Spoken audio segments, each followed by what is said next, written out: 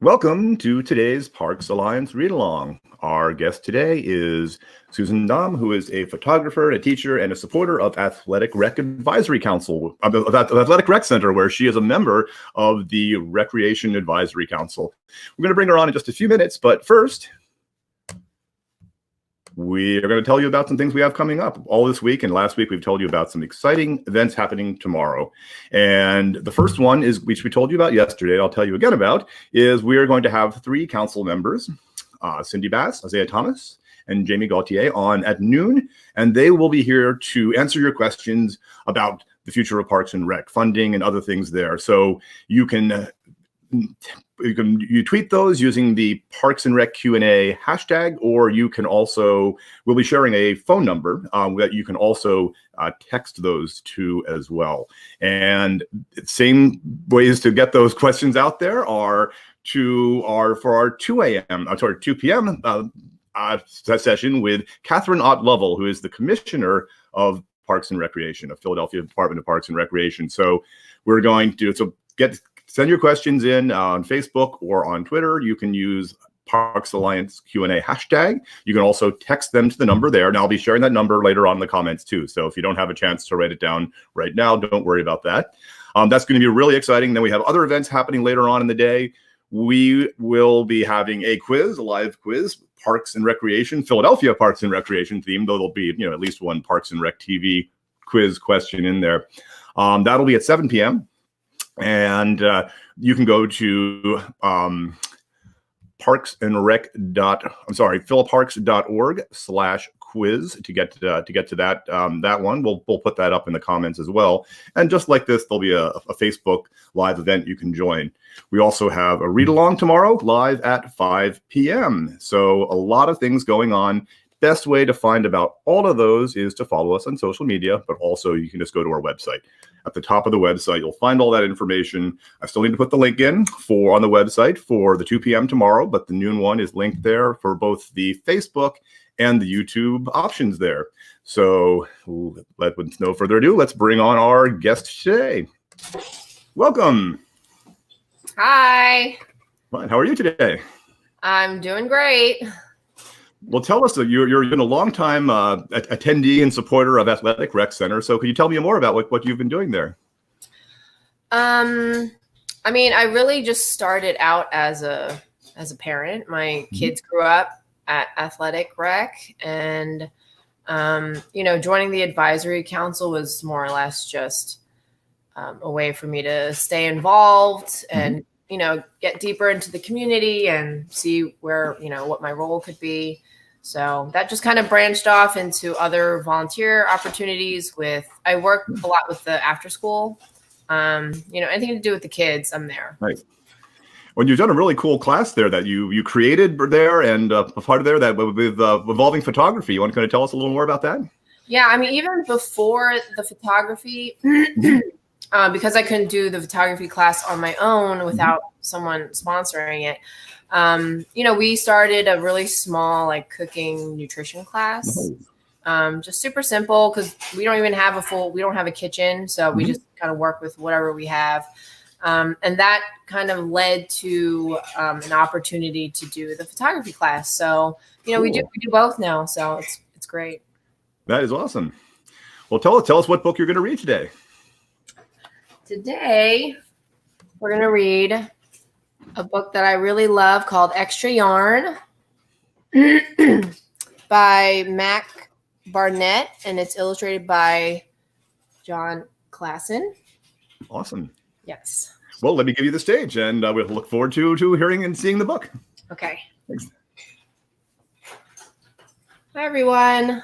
Hopefully this is a book that maybe you guys are not familiar with, but it's a really fun story. So it's called Extra Yarn.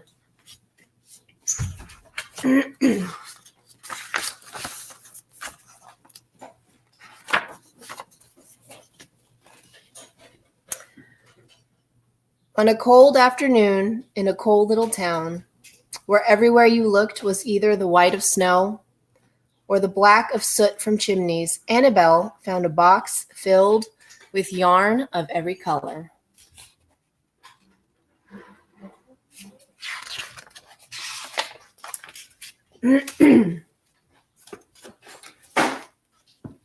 So she went home and knit herself a sweater. And when Annabelle was done, she had some extra yarn.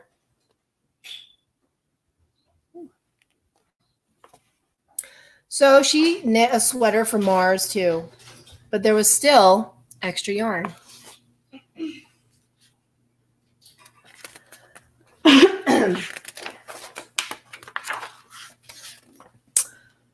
And when Annabelle and Mars went for a walk, Nate pointed and laughed and said, "You two look ridiculous."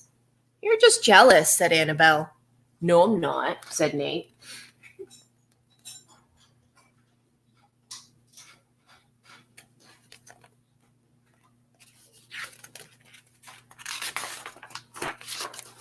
But it turned out he was. And even after she'd made a sweater for Nate and his dog, and for herself and for Mars, she still had extra yarn.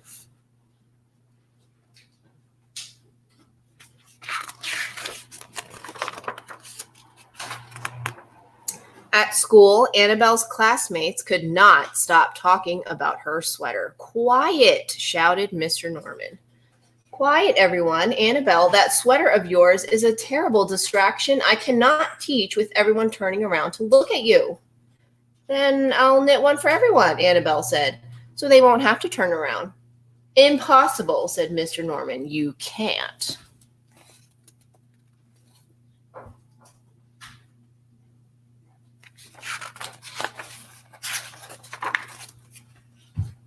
But it turned out she could, and she did, even for Mr. Norman.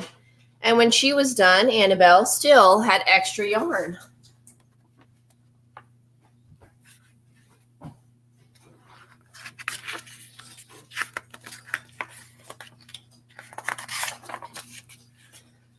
So she knit sweaters for her mom and dad, and for Mr. Pendleton and Mrs. Pendleton, and for Dr. Palmer, and for little Louie.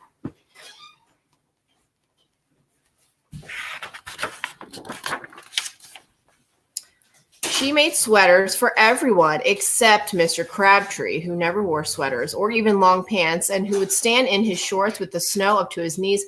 "No sweater for me, thanks," said Mr. Crabtree. So she made Mr. Crabtree a hat. And even then, Annabelle still had extra yarn.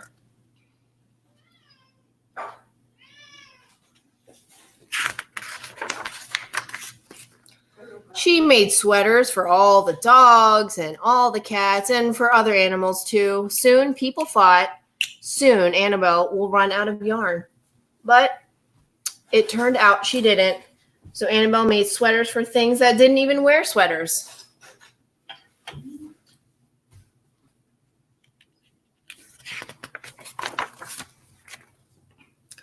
Things began to change in that little town.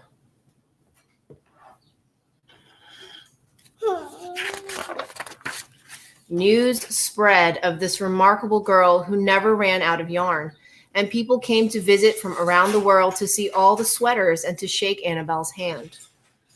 One day, an archduke who was very fond of clothes sailed across the sea and demanded to see Annabelle.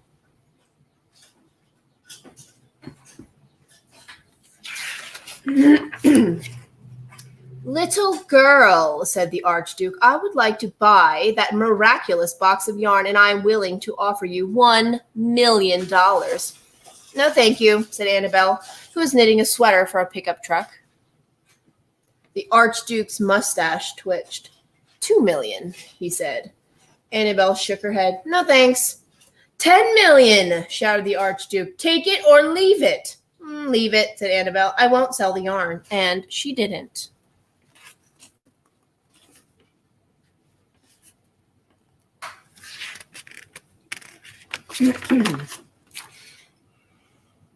So that night, the Archduke hired 3 robbers to break into Annabelle's house, and they stole the box and took it to the Archduke, who set off across the snow and sailed over the sea.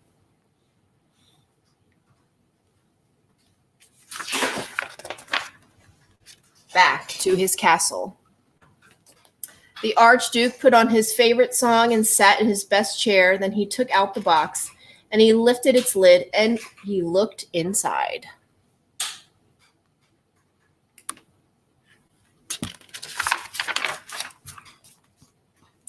His mustache quivered, it shivered, it trembled. The Archduke hurled the box out the window and shouted, "Little girl, I curse you with my family's curse. You will never be happy again."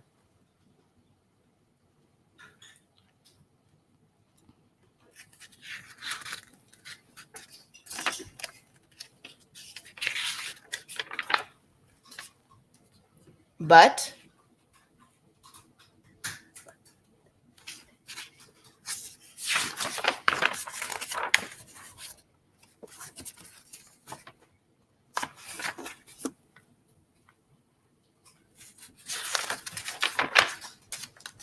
it turned out she was.